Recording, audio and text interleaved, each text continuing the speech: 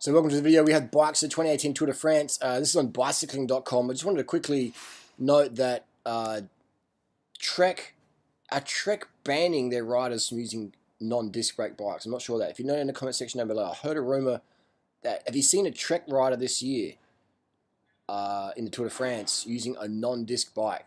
I don't know, because I know Delvin Colt won on a Disc de Mane SLR yesterday. So was it even an SLR or was it an SL? Couldn't really see that well. Anyway, if you know down below, let us know.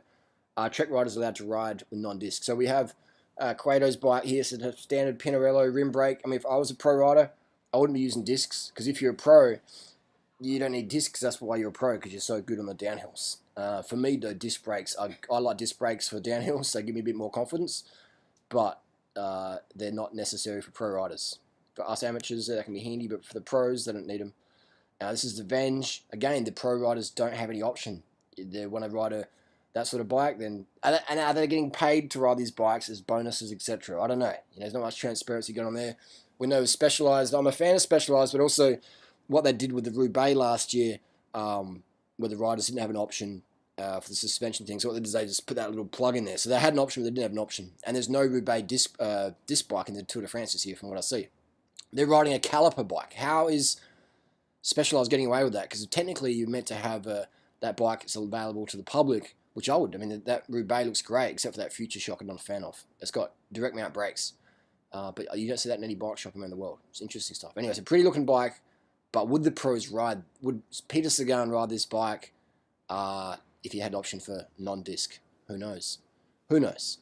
This is the Team Machine. That looks very slick, doesn't it? It looks very slick. I can't see the brakes in that bike. Very slick looking Team Machine. Richie Porte crashes out. Unfortunate again. Stage 9. How's that for bad luck?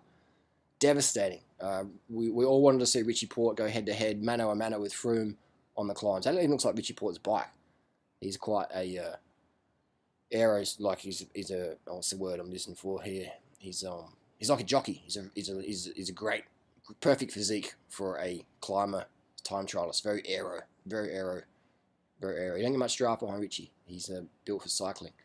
And this is the System 6. I doubt Rigoberto Urán is going to be riding this bike. I doubt that.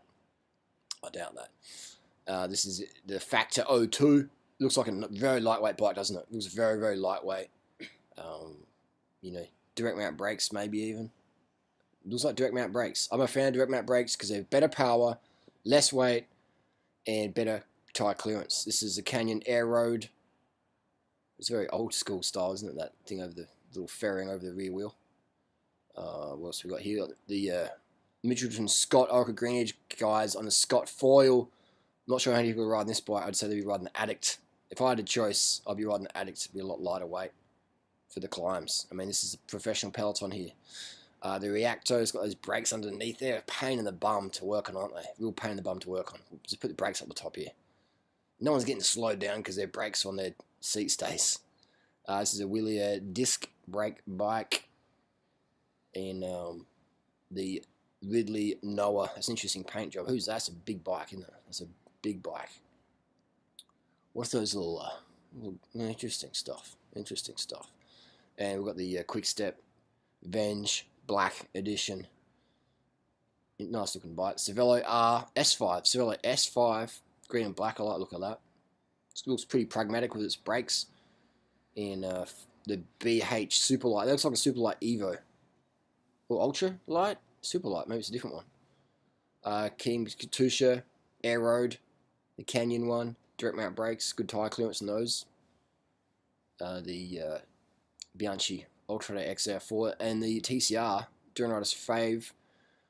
Besides the Amonda. This is the best bike. This is the fastest bike in the Tour de France, in my opinion, the TCR Advanced SL. That's slammed, isn't it? Look at that stem. That's huge. It's bulky, isn't it? When your stem is fatter than your fork. That's interesting. But so that would be the best bike for climbing, in my opinion. This is the new Madone disc. That looks pretty. It looks pretty. I like the headset area. Doesn't look too hard to work on. And so does the Trek riders have the option? Do they have the option? And there's Dan Martin's Colnago V2R. Pretty standard sort of bike there. Argon, again, standard bike. Relatively easy to work on. I like the colour of these bikes. These guys definitely stand out in the bunch. The fluoro yellow. Good safety option. I would have ran fluoro yellow helmet with blue highlights. We've got Sylvain Chavanel there, another disc brake. So it's interesting stuff. The Lapierre Xelius SL, it's like a GT triple triangle design.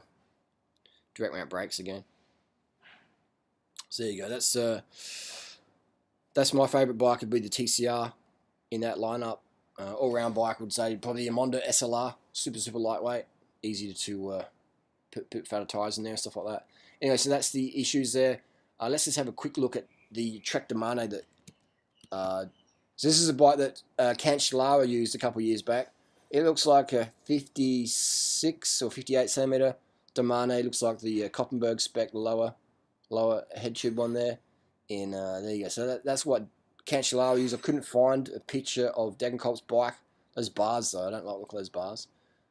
Personal preference though, personal preference. So that's what Cancellara used. And back in the day, you could use, actually you couldn't use discs, they were banned, but I don't know what deal was. But anyway, that's Cancellara's old de Mane.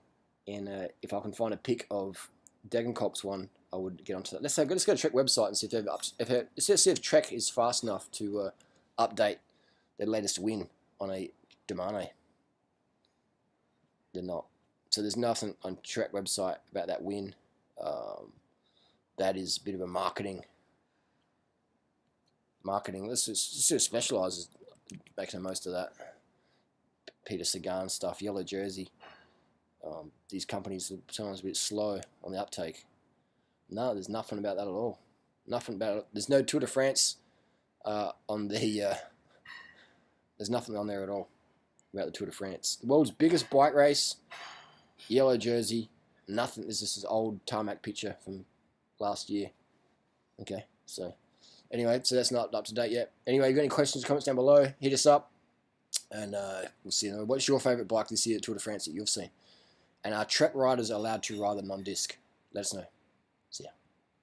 Carbs, carb the fuck up, motherfuckers. Carb the fuck up. Corn, rice, potatoes, yams, bananas, mangoes, dates, plantain, melons, blueberries, blackberries, mulberries. Get them motherfucking carbohydrates in. Go vegan, motherfuckers. Carb the fuck up, the fuck up, the fuck up, the fuck up.